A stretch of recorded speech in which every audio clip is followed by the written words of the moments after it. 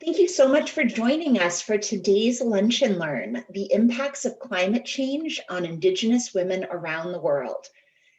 Today's program is part of the annual Justice for Women series organized by Cathy Lee of Lee International.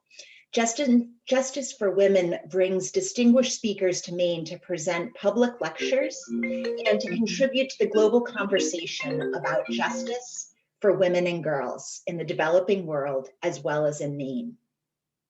We are delighted to partner with Cathy Lee on today's program and to join her in welcoming Ruth Miller, who is the Director of Climate Justice at Native Movement in Alaska, and Christina Henriksen, who is the head of the Saami Council in Norway. Welcome to all of you. My name is Kathleen Neal. I am the Director of Policy and Partnerships here at Maine Conservation Voters and Maine Conservation Alliance. Our organizations represent more than 8,500 members and supporters dedicated to protecting Maine's environment and our democracy. MCA does that through education, collaboration, and advocacy, and MCV by influencing public policy, holding politicians accountable, and winning elections. A few technical notes for today's event. We will hear from each of our speakers. Cathy is going to moderate a conversation between Christina and Ruth, and then we'll tackle questions from the audience in the Q&A session at the end. You don't have to wait though. You can send your questions to me, Kathleen, through the chat whenever they occur to you. You can find that chat by hovering your mouse over the bottom of your screen. I'll keep track of the questions and ask them at the end. If you have any technical problems today, you can message Will Sedlak through the chat and he will help you out. This event is being recorded and the video will be posted on our website later this afternoon, where you can also find recordings of all of our previous Lunch and Learns. I'll also note that the Justice for Women program includes a whole bunch of events. Friday, today is our last big day, but our event is not the last one. There's another Justice for Women program later this afternoon, and we'll share that link with you as well. Thank you all for joining us. Cathy, I will turn it over to you to moderate today's conversation. Okay, thank you. Thank you, Kathleen. Thank you, Will. Thank you, Maine Conservation Voters, for collaborating with Justice for Women. We have a public lecture every year, but the most important part of this program to me has always been the community connection piece, where we take our speakers to organizations, to advocates, to community members, so they can have an opportunity to engage with them as well. I'm going to start by asking each of our speakers if they will say a few words about who they are and their work. Why don't we start with you, Ruth? Yaxlidu everyone, Shvek isinj iji, then in a kind of shalkun kanastu, chayang aslanish ite. I cook aslan chugushakai, kilanda chu the hayakak, shuguya studa, chu salish kutni, aslana shuguya studa, a chicken kiriki. My English name is Ruth Miller. My Denaina name is Shivak Eason. And normally I live in Anchorage, otherwise called Anchorage. We call it the Hayekak in Alaska. However, today I'm actually calling in from Salish Kootenai lands here in Western Montana. Now, Cathy looks surprised. I didn't tell her about this last minute travel decision. But we had a family circumstance arise, and I'm really happy and blessed to be here on these beautiful lands that have been stewarded by the Blackfeet, the Salish Kootenai, for millennia. I am the Climate Justice Director for a statewide Alaskan matriarchal Indigenous nonprofit called Native Movement. But in the past number of years, I've also found myself active in many international negotiating spaces, furthering not only our Indigenous rights in the United States through our national pathways to action, but also advocating on behalf of Indigenous youth worldwide in avenues like the COP25 and a number of action moments at the United Nations. I am also really proud to be a founding member of a collective of youth across Alaska called the Fireweed Collective, which has grown over the past 2 years to represent about 500 young people who are, politically minded and eager to be activated, sharing space and building collaboration for political action in Alaska. And lastly, I am also a facilitator for the Alaska Climate Alliance, which I thought might be particularly interesting to this audience here, as we are a new community that attempted to bring together our environmental and conservation organizations with our tribal sovereign nations and our tribal leadership in an effort to encourage our conservation community to practice decolonial tactics and methodologies, to work towards just transition, and to work in better collaboration with our Native communities as we pursue climate justice. Holistically, this collaboration gave us an opportunity to strategize, to share resources, to share information, but to do it in a good way, to build good relationship. So that's a bit about my work, and I'm really excited to hear from Christina, actually, so I'm happy to pass it to her. Thank you. Christina. Ja, Buerekket bokkade, mullen astrioonaristen, tearistena, elleristena ristinja, tällä musaminamma, mullen kirpinjargalas ja mullen just dal murofta paikis finna tämän vieresin quetsei. I am Christina Henzeksen. I'm the fourth Christina on my maternal line. Daughter of Elleristen. I am the chair of the Saami Council. We are an organization comprised of 9 member organizations from the 4 countries in which the Sami people reside. There are 4 national states built on our land, and we are divided by national state borders. It's Finland, Russia, Sweden and Norway. I am born and raised in Kirkkonjärvi, which is Kirkenes. It's located just on the border to Russia and Finland, so in the heartland, I would say at least, of Sapmi, the Sami homeland. I am 38 years old, and I am just now visiting my hometown Kirkkonjärvi with my 3-month-old baby to try and make him also feel attached to this home of ours, and meeting our family during these difficult times.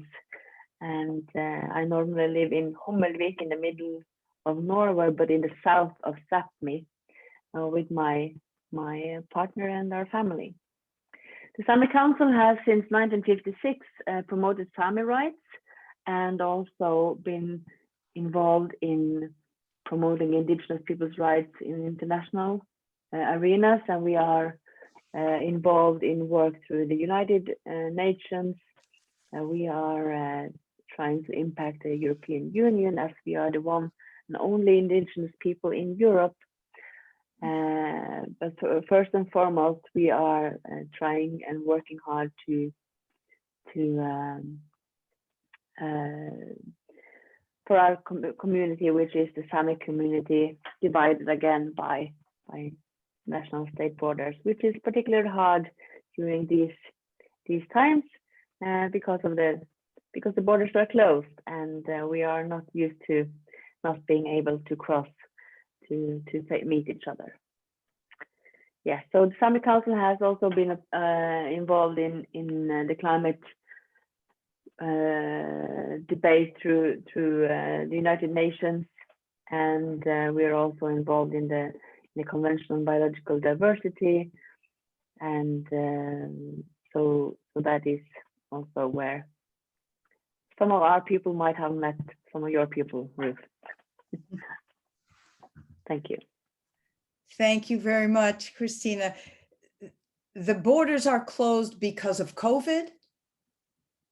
Right. They are. So and people are some areas in the border areas, the Sami families are very entwined. So people are working on the other side of the national state border and are prohibited from doing their daily job, and also just awaiting new restrictions all the time. But hopefully we are seeing an end to this rather soon, and families and the people of Sapmi can be reunited. We have seen, we can return to that later maybe, but we have experienced it's been hard consequences on the Sami community during the COVID, because of the borders are being closed, and our cultural workers and our entire society is depending on meeting each other and doing trades and all kinds of activities across borders. So Yeah, I fingers can crossed imagine. for yeah. Must be so difficult. Let me go back to Ruth and ask a question that I will then ask you to answer as well, Christina. But Ruth, thank you, first of all, for making yourself available in the midst of family demands. I appreciate that. We're all glad you could be with us today. Ruth, can you describe one important way in which climate change is affecting your community in Alaska? There is no one way to choose a singular issue. As Indigenous peoples, our everything, our lives, our genealogy, our spirits are impacted by climate chaos. And this generation is being tasked with understanding those impacts and the way that they'll unfortunately be impacting and changing our cultures forever. And so actually, I think this is a great moment. I'd love to share a very, very brief, just 1 minute video, if that's possible, with all of you. The elder who will be sharing with you, in my culture, it's traditional that our elders speak first, and they're given the utmost respect because they are our wisdom bearers. They carry so much, and they are so crucial in passing on knowledge and leadership to our young people. We say that our elders and our youth are the most precious because they're closest to creation. So this is one of my greatest mentors and my dearest, most precious elders in my life, Nutak Simmons, who is Inupiaq from Utqiagvik, otherwise known as Barrow, previously known as Barrow. And I've been visiting with Nutak for a while, and thinking about our conversations and how powerful her voice is. She's an activist. She's on our advisory board for Native Movement, and she recently just got her PhD, actually. And she wanted to share a bit about what climate justice means to her. Wanga nutak utqarving meo. Angop kanat koyak suli Simmons koyak. My name is Doreen Simmons. I'm from the Angopkana and the Simmons family. And my favorite ice cream is akutok, Eskimo ice cream. 100 years ago, our people were completely nomadic community. All the families were nomadic. We followed the birds, the fish, the whales. When they were in season, we were there. And so they were like our leaders. They were our bosses. And we had to keep the land clean for them. We could not have a messy, a trashy, dirty place for them to come to, or they wouldn't want to come at all. And we loved to eat what they gave us. We had much gratitude for them when they came. And we need to keep that up. This is our land. And this is what we call Tariok, where we get our whale and our fish.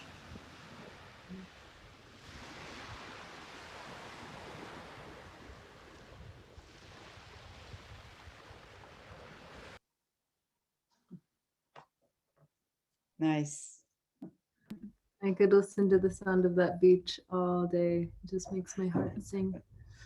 So what New Talk is teaching us, if I, dare to try to paraphrase to answer your question, Cathy, is that there is no singular impact of climate change because it is such a multitude of changes that we are experiencing on all aspects of what it means to be Indigenous.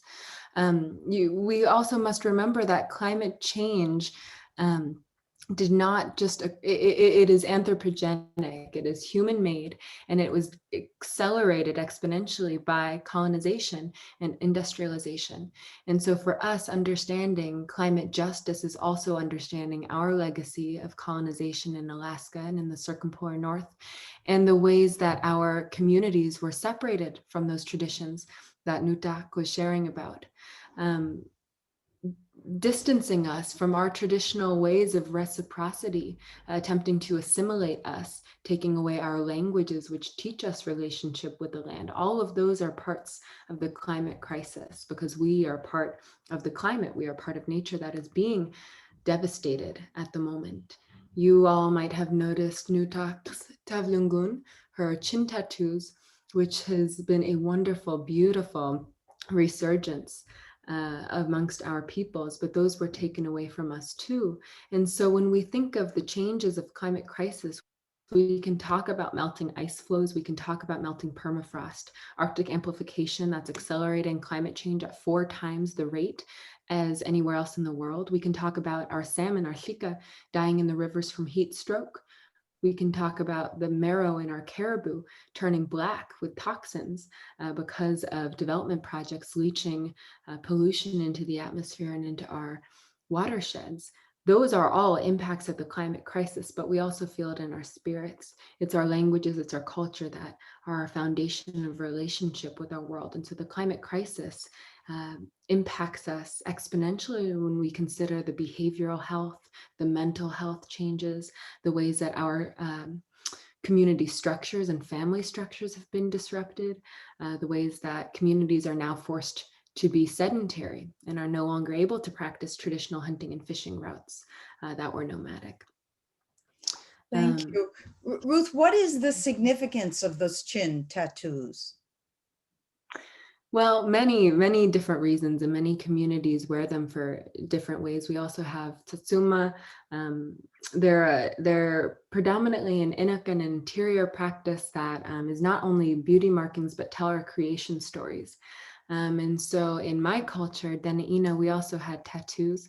And in Yupik and Deni'ina cultures, it told people where you were from. The farther away the lines were, the farther from the coast you were from. And the closer the lines were, the closer to the coast. But there are also traditional clan markings and marks of lineage. Thank you. Christina, let's go back to you, and rather than ask you to name a single way in which climate change is affecting your community, poorly phrased question, let me just ask you to talk about how Sami people are being impacted. Well, thank you. I have to thank you, Ruth, for pointing out several impacts that we are experiencing as well. The Sami people is also a traditional and nomadic people. Many of us herd reindeer. We don't hunt caribou as in Alaska and in the northern part of Turtle Island, but many of us are relying on, for instance, winter to be able to move the herd. So the reindeer husbandry has been heavily affected with shifting winters and the seasons not at all being predictable. We have a common saying this year is not the brother of last year. But that has totally changed. Like the meaning of that has been kind of over. It is not the same as it has been because, for instance, last year the reindeer could not find any food during winter because of the season changing so many times through winter. So there are several layers of snow and ice preventing the animals from finding the food. Again, creating what also Ruth touched on, mass death of course reindeer, but also the societal changes is that people that it's affecting the mental health of the Sami people, because of course you want the best for your animals, and you are actually making a living out of this industry or business, or what you would call reindeer husbandry. It's not either. I think it's a trade and a traditional way of living, but also in the end making people leave the traditional way of living. So the traditional trades have been affected, and also of course our food security. We are relying on land and access to land to get our traditional food, and the climate change is bringing new species to us and also taking the species away from us, from both the waters and the land, and that is the direct effect, of course. And then there are several things that also Ruth touched upon. We have the destruction of the societal structures.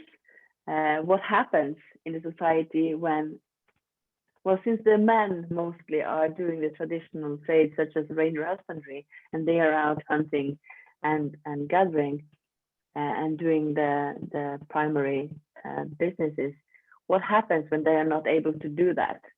And we have a rather recent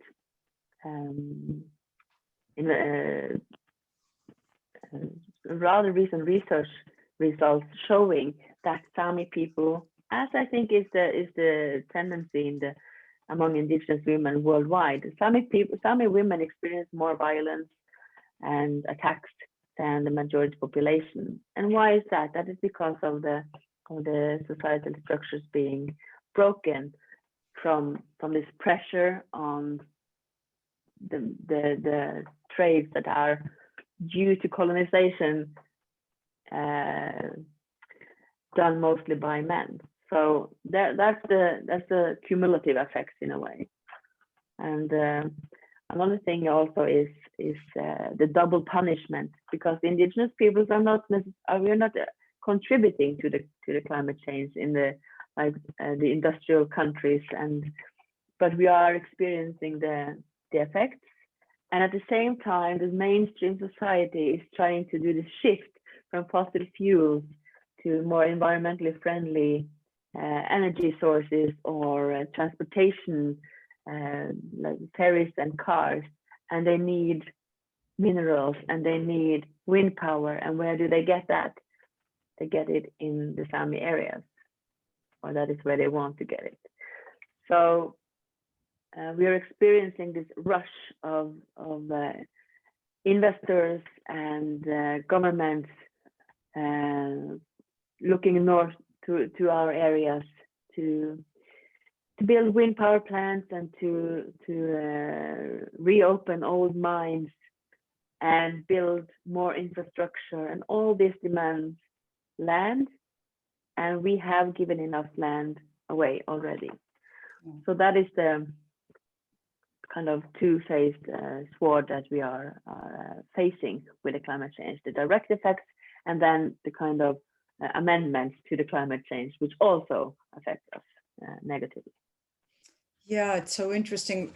Over the course of the week, we've heard from Indigenous women from all over the world, from Alaska, Greenland, Siberia, Kenya, and so much of the story is the same everywhere. But one of the issues that is so interesting that I've now heard from so many different places in the world is this issue that you're raising, Christina, of the conflict or the impacts of renewable energy and promoting a transition away from fossil fuel on Indigenous communities. And how do you see that evolving? I mean, are people listening? People who are promoting renewable energy and promoting carbon neutrality, are they listening to your community or engaging with your community around these issues? I think in the beginning, it seemed as if the governments and the investors and the companies were thinking this would be an easy way and just go north and do this. But then they were kind of discovered, and we put demands. But what we're seeing is that there is a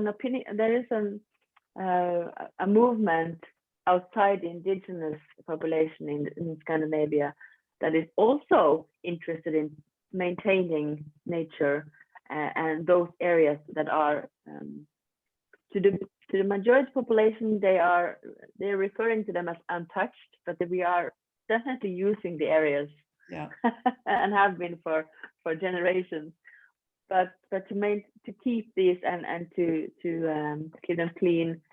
So there is an opposition against all these the wind power, definitely.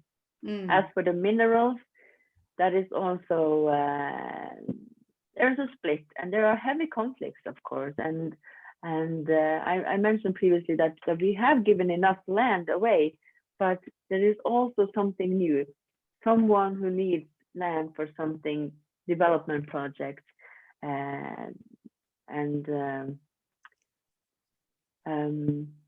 we are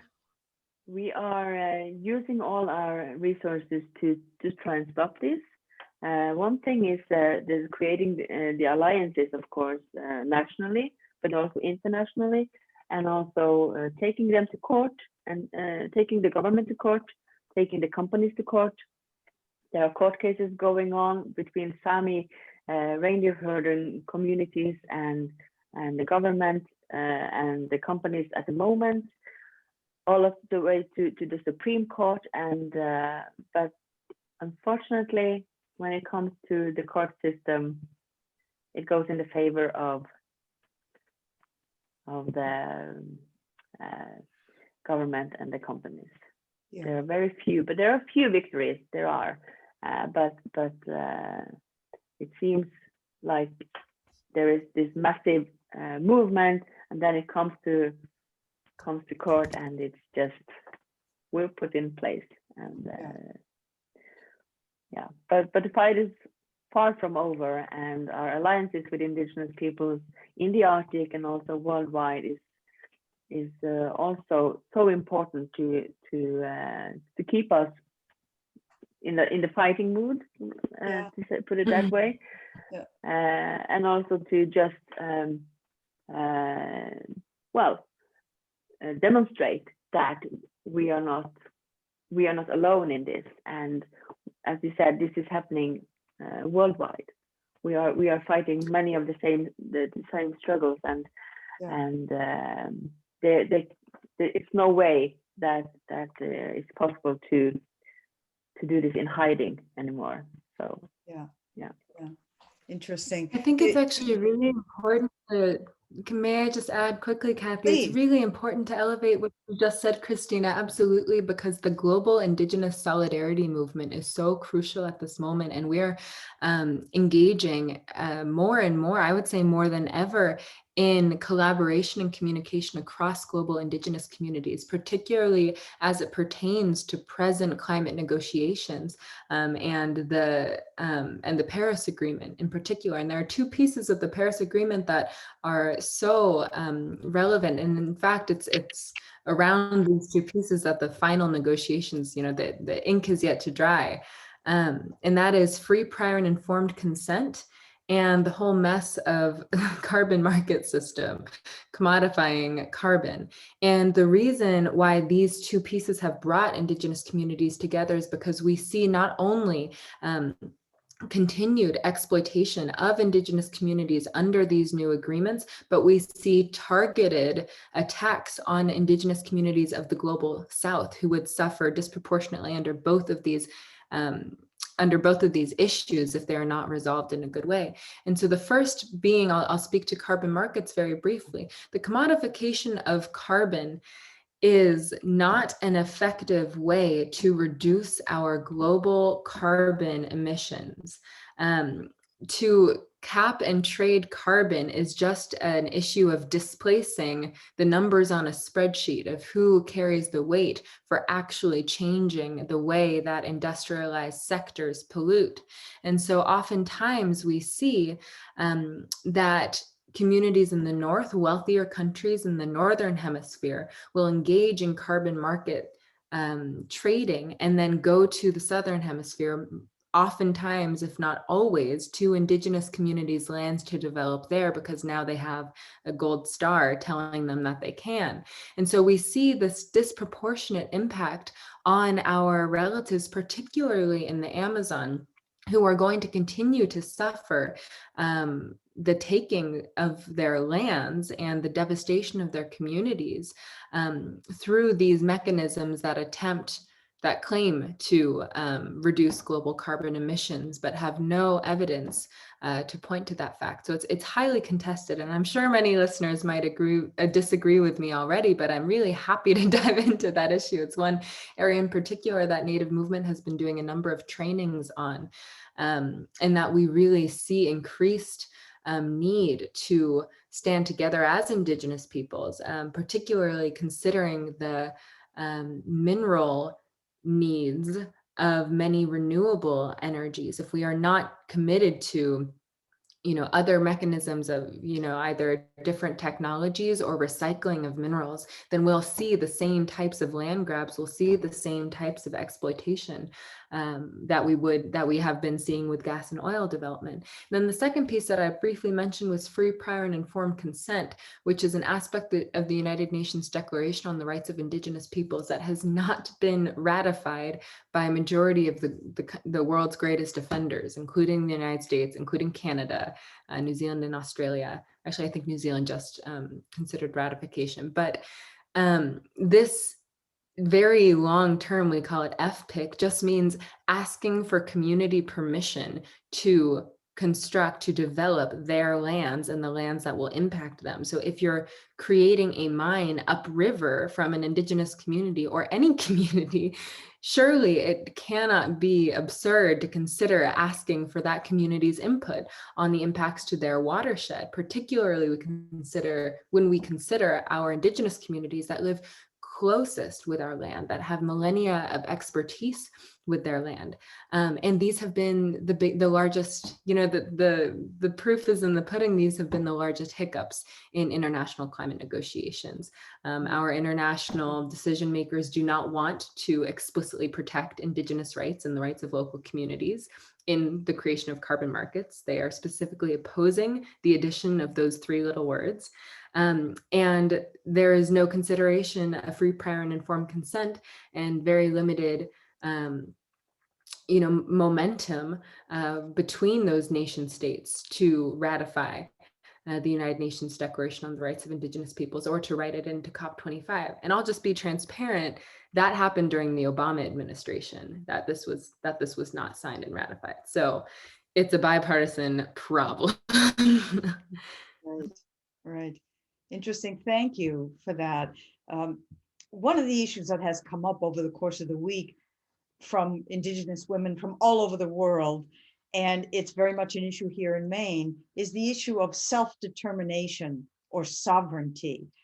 I'd like to ask Christina, and then Ruth, I invite you to comment if you'd like to as well. Where does that issue fit into your world?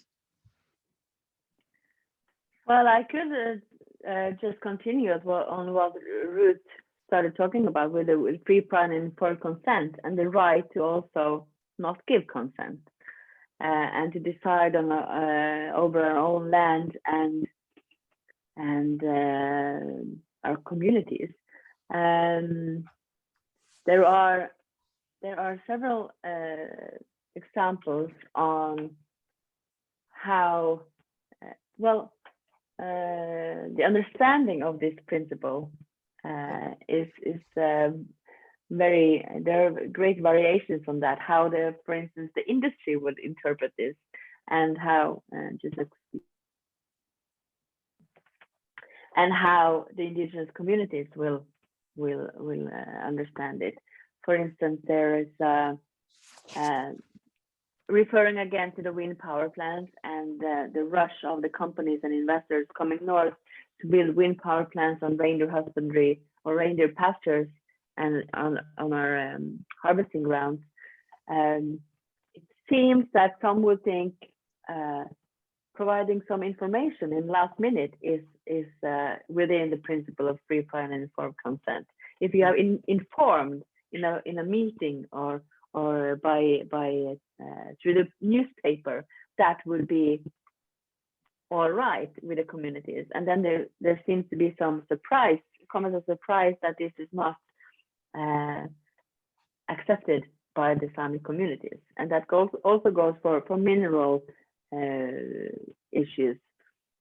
So self-determination means also the right to, well, we expect to be informed before anything is happening, and to give our consent if we want to, and also not give consent. And free, prior, and informed consent does not mean that if I inform you before we start start digging this, means that you have consented.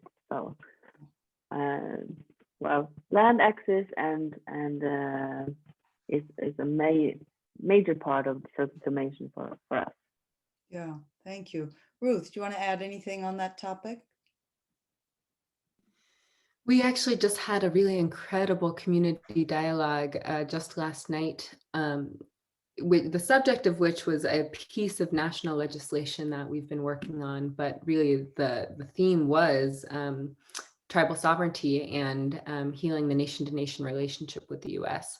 And an auntie of mine taught me so much over the course of last night, but particularly what stuck out to me that is relevant now is that she reminded us that sovereignty, the term sovereignty, it was from the English crown. We didn't have that word. We didn't have that idea that one structure of government could be sovereign and therefore unquestionable and therefore pure. We lived with the land. We lived in adaptive and changing communities, and our communities that were based on reciprocity are fundamentally, they're impossible to incorporate in or under the United States empire. We are independent nations and have been treated as such legally. And so we saw within federal Indian law, particularly pertinent to those here in the US, federal Indian law moved from, seeing Indigenous communities as the only pathway to dealing with the Indian savages written in our Constitution was to kill them, mass extermination and genocide. Then they moved to an era of assimilation, establishing federal Indian law, which is a whole substructure of American law that deals specifically with not just treaty rights, but also reservation governance. But underlying all of these structures that even lead us now to having a degree of sovereignty under our domestic dependent status, we see white supremacy. We see exclusion of Indigenous peoples. We see exploitation of us, even through these treaties that were often written in English with the written word clearly, which would make no sense to our Indigenous leaders hundreds of years ago who were coerced or pressured or held at gunpoint to sign them. And I think what I'd like to share that really encapsulates the absurdity of trying to fit Indigenous tribes and nations into a Western structure of power dynamics is some really incredible work by an Indigenous author, Scott, is his last name, called The X Mark. And the X Mark is referring to the signature that tribal leaders, that chiefs were forced or coerced into writing at the bottom of treaties. They were unable to write their names in English with English letters. And so oftentimes at the bottom of treaties, they'll be signed with just an X. And what Scott argues is that this X was in and of itself an act of sovereignty, that to write anything, to be even forced to be between a rock and a hard place and to still make a choice is still an act of a sovereign, independent, non-incorporated nation. And so we still hold that self-determination because our history predates that of the United States by how many thousands and thousands of years. And so our work towards tribal sovereignty is now to reconstruct our government structures that have always existed, that have never left us, to reconstruct our cultural life ways, our subsistence practices, our languages in ways that are true to our community, that have never been exterminated by the US empire. Yeah, thank you. At this point, I'm going to check in with Kathleen to make sure that I leave you enough time for questions. Do you want to move to questions now, or shall we keep going? I think we better move to questions just Okay. because I think we could actually keep Ruth and Christina all day long and not get through everything we could possibly learn from you. Thank you so much for being with us today, for being part of the Justice for Women program overall. Cathy, thanks for everything you've done to bring that program to Maine and make it such a annual part of our learning together. Every program I've had the opportunity to participate in this week has just blown me away, and this one is no exception. As we set up at the top of the program, there is one more this afternoon, and Will dropped the link to the chat in the chat for that. Thanks, Will. We will also share in a follow-up email later this afternoon a link to learn more about Justice for Women and some really incredible efforts and opportunities to endow that program so that we can have these kinds of conversations every year and in an ongoing way. There's so much to learn and so much to explore together. So thank you. We've got a whole big list of questions. Let's just dive in. There were some really folks really interested about that global Indigenous solidarity movement, Ruth, that you talked about, and really curious about what it is that causes or perhaps explains why Indigenous communities around the world, as different as they all are really uniform in their lighter steps on the land, right? Less impactful on the planet, more connected to the natural world, more attentive to the climate crisis. Is there a thread that can help us understand that and perhaps aspire to it? If I understood, you're asking me first?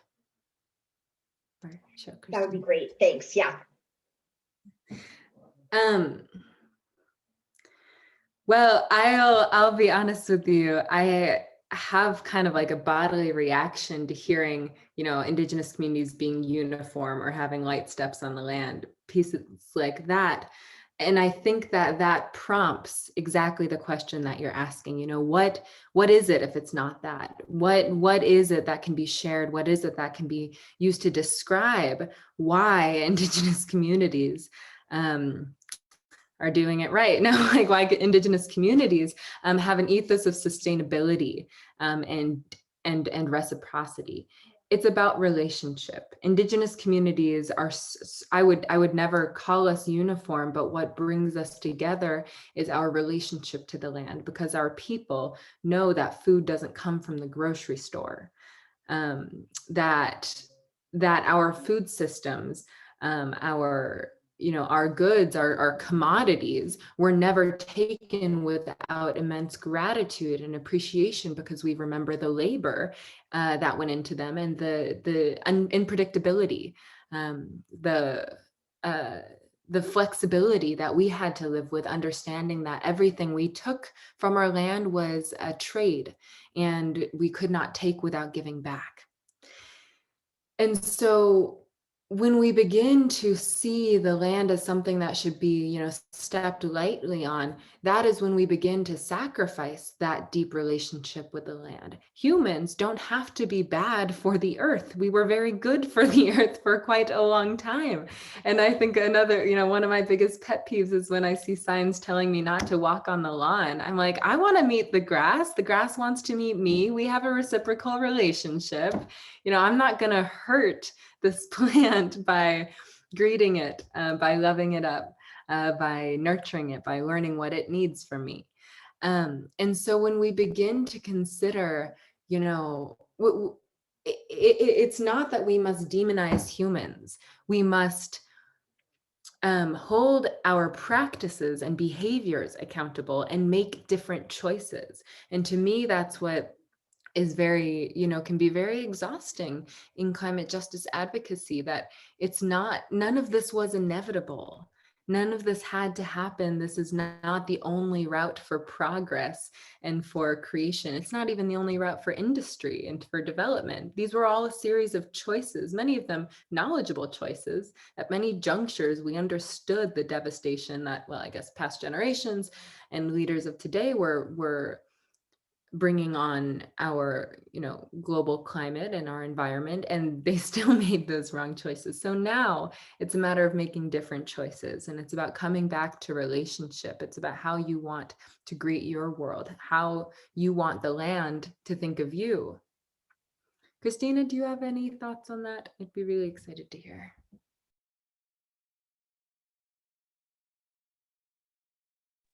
Oh,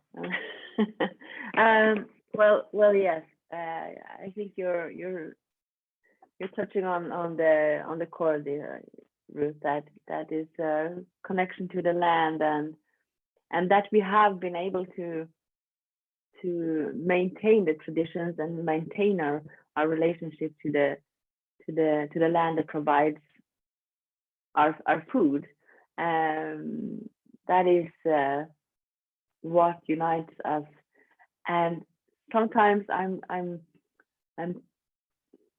in the middle of all these international negotiations and our meetings with others and representatives from the majority communities. It strikes me that how come we were still able to rely on nature for food, and how come during the beginning of the COVID crisis or COVID pandemic, that indeed the Sami fridges and refrigerators were filled with healthy food and good food, because we are harvesting and we are taking care of our ecosystem because we are depending on it.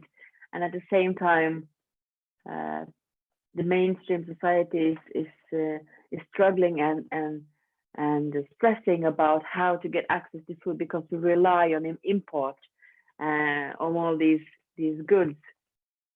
But so we are maintaining our relationship to the nature, and we're trying to protect it from all these new projects coming, and we are the ones considered old-fashioned and backwards. And I think that is so striking, how the whole world is talking about climate changes, how we are affected by it, and we are the ones looking silly. I think that is just amazing. But at the same time, we are through the global Indigenous movement making our points heard, I think, in a larger extent than ever. And we are able to communicate in a whole different level than we have just maybe 20 years ago. So we cannot be ignored anymore. So we'll just we expect climate justice, and we would like to continue to ensure a healthy and good food for the world, but we need access to our land to do that, and we needed someone to stay out of our areas. meaning the industry. Yeah, well, thank you so much. And Ruth, I want to thank you too for helping me think about a different way to speak and really get to that decolonization of my approach. It's something we're all, I think, learning together, and I'm just so grateful that we can be honest with each other and partners in that work. And it really highlights this piece that so often, I'm coming to this work with that colonialism, capitalism.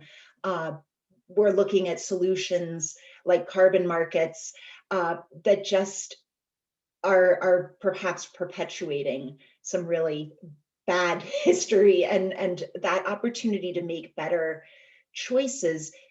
How do we find solutions? How does a massive thing like the US government or the COP conference find solutions outside of colonialization and capitalism to do better? Well, something that we, remind ourselves of is that we have our solutions. What we need, we know what we need to do. We are so grateful that it's not a great mystery, a great unknown. When we began talking about just transition, and I'm not sure how familiar you all might be with the just transition framework, but it encourages a movement from an extractive economy that relies on not just resource commodification, but also a militarized government, consumerism, and work seen as, extractive labor towards the profit of the few. It shifts us towards a regenerative economy. Where work is community oriented, where the government is ruled by deep democracy, where our resource use is regenerative. This seemed so familiar to us already that we knew that we needed our own language for it. And when we went to our elders, we asked the elders of the Lower and Dene region, how would you describe this? What does this mean to us? And they gave us Kotrelne, which in the Benti Kanaga language means we remember. It means remembering forward. And so this is how we speak of just transition. This is how we think of climate justice, now remembering forward.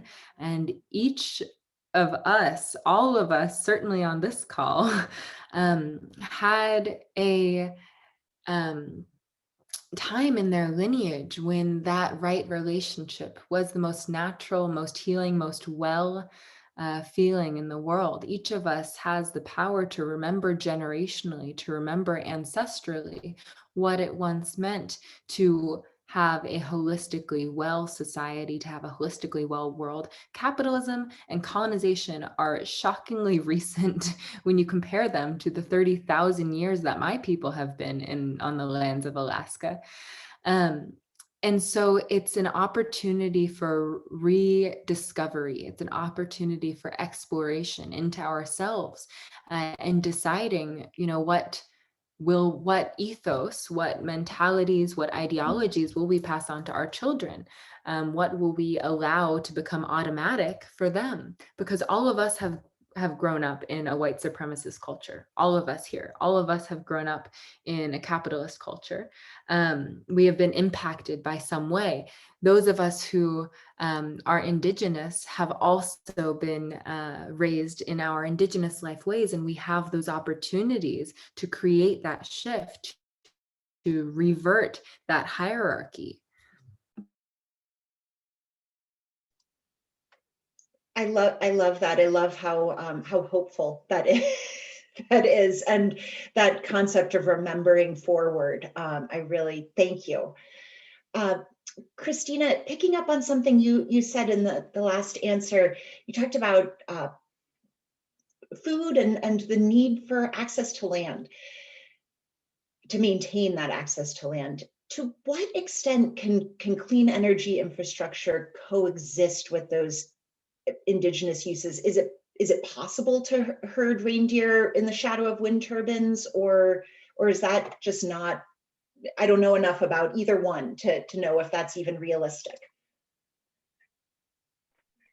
Well, recent research shows that from Sweden shows that the reindeer husbandry is not compatible with wind power plants, not at least not how they are being built and constructed at the moment. And there's also this aspect of size of the area used for the industrial project, and also how come there is no use of a former industrial sites, because there's plenty of industrial sites in the Sami homeland already and also abandoned.